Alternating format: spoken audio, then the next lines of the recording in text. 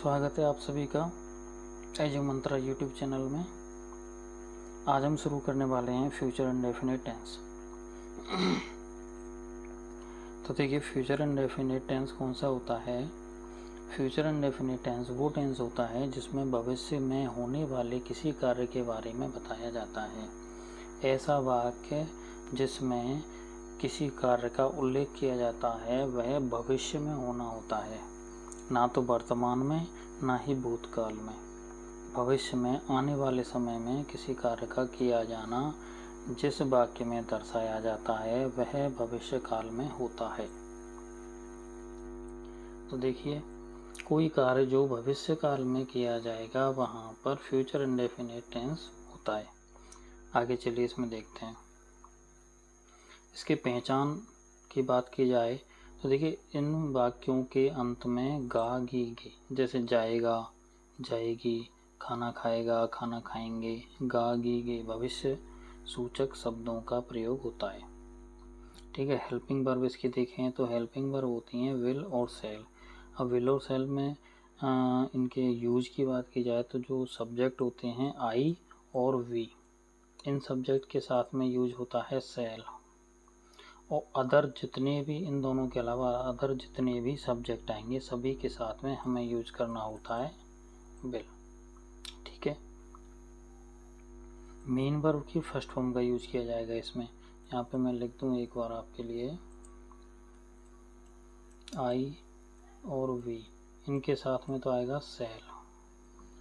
और अदर जो भी अदर सब्जेक्ट, इनके साथ में आएगा विल, सभी के साथ में। मेन वर्ब की फर्स्ट फॉर्म यूज की जाएगी। आगे देखिए, स्ट्रक्चर की बात करें इसकी तो जो एफर्मेटिव सेंटेंस होंगे तो एफर्मेटिव सेंटेंस यानी सकारात्मक वाक्यों में हमें सबसे पहले सब्जेक्ट लेना है, उसके बाद में विल सेल लेना है। विल या सेल सब्जेक्ट के हिसाब से आ जाएगा, वर्ब की फर्स्ट फॉर्म आ जाएगी, फिर ऑब्जेक्ट और अदर वर्ड। ये सिंपल इसका सकारात्मक वाक्यों का स्ट्रक्चर हो जाएगा। आगे देखते हैं कुछ उदाहरण। जैसे देखिए, ये वाक्य है, इसमें लिखा हुआ है राम कल जयपुर जाएगा। तो देखिए, राम जयपुर जाएगा तो जयपुर जाने का काम, इसमें सब्जेक्ट आ रही है ना जाएगा, कल यानी आने वाला कल है, फ्यूचर की बात हो रही है। तो यहाँ पे हम इसको ट्रांसलेट करेंगे तो पहले हमें लिखना होता है सब्जेक्ट राम, अब आएगी हेल्पिंग वर्ब। तो देखिए, आई और वी के साथ में सेल, अदर सारे सब्जेक्ट के साथ में विल आता है। तो राम के साथ में आ जाएगा यहाँ पे विल, राम विल जाएगा, जाना की होती है गो, राम विल गो टू, कहाँ जाएगा जयपुर, तो जयपुर। कब जाएगा कल, तो कल का आ जाएगा double R O double. Ram will go to Jaipur tomorrow. ठीक है।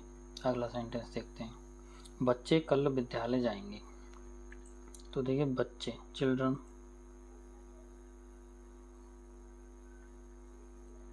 ठीक है। जाएंगे फ्यूचर टेंस है, फ्यूचर टेंस है सब्जेक्ट के हिसाब से इसमें हेल्पिंग वर्ब आ जाएगी विल। गो टू स्कूल, कल टुमारो, आने वाले कल की बात हो रही है।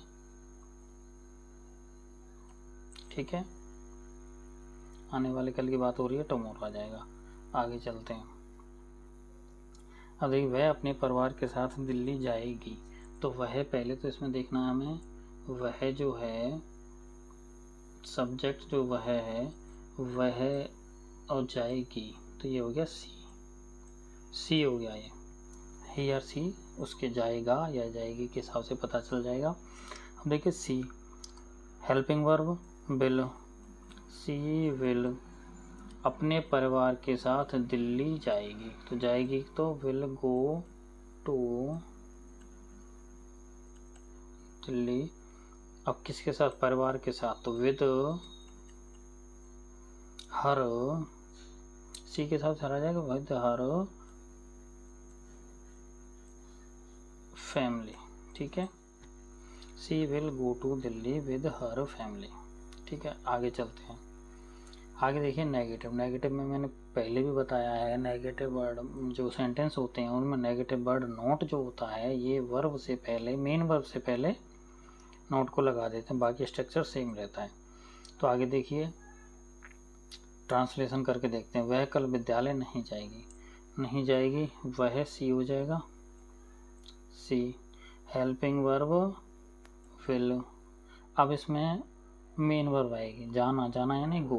तो देखिए यहाँ पे लगाएंगे नेगेटिव वर्ड जो है नोट, इसको लगा देंगे not go to, she will not go to school, SCH double वाइल स्कूल। अब कल है तो कौन से कल की बात हो रही है, गए वाले की या आने वाले की? तो फ्यूचर टेंस है, फ्यूचर टेंस है तो ऑब्वियसली आने वाले कल की बात हो रही है। तो she will not go to school tomorrow.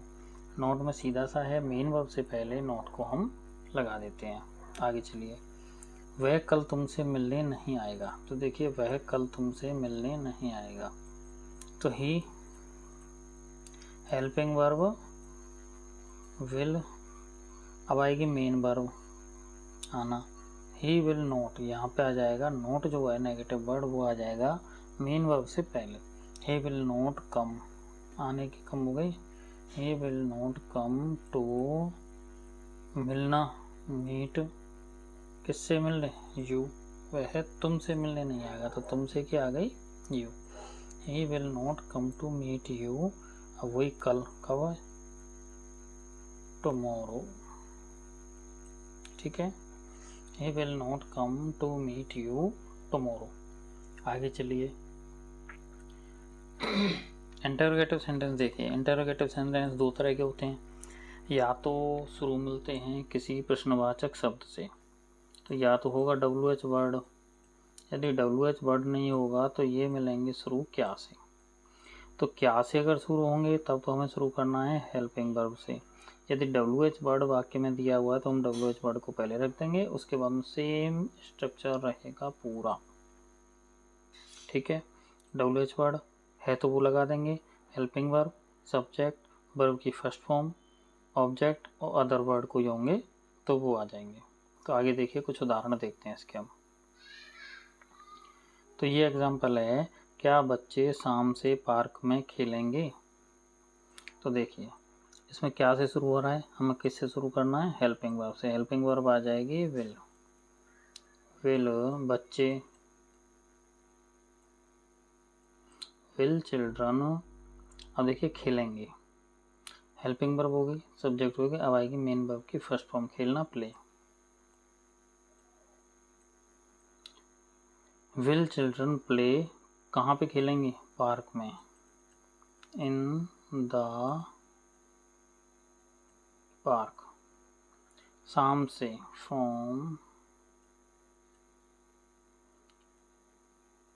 Evening, ठीक है।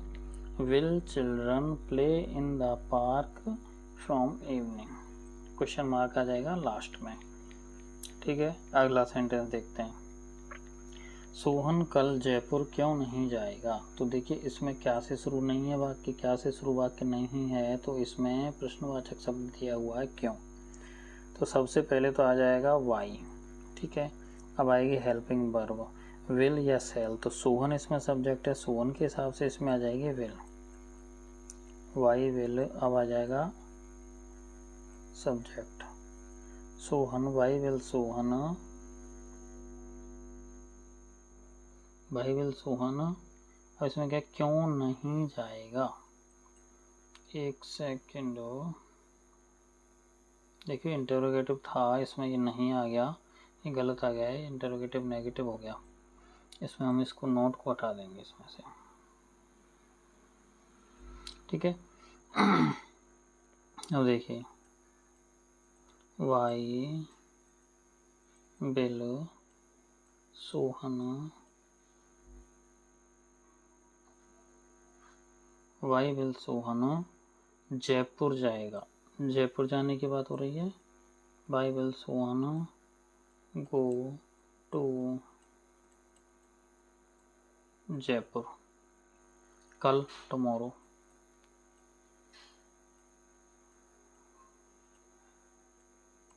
ठीक है।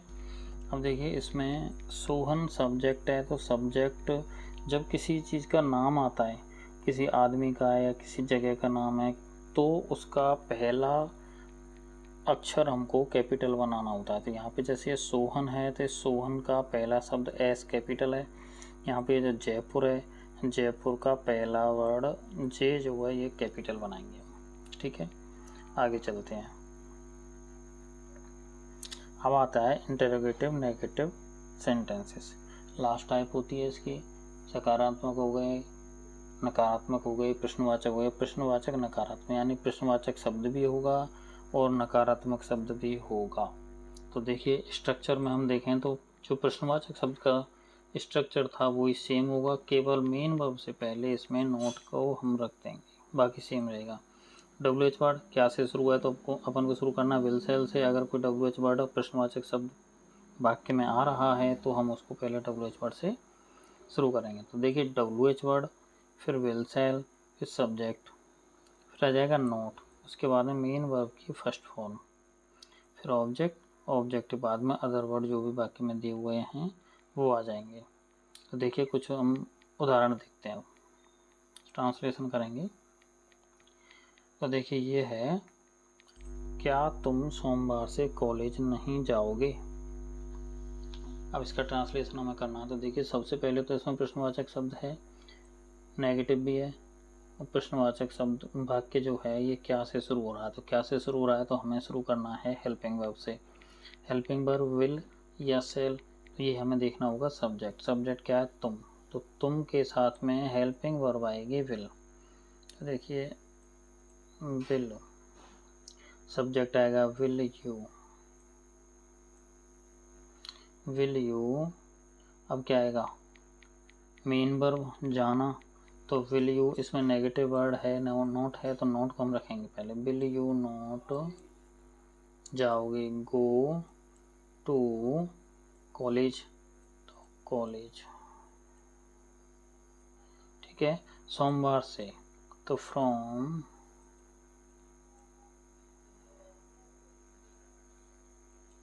मंडे।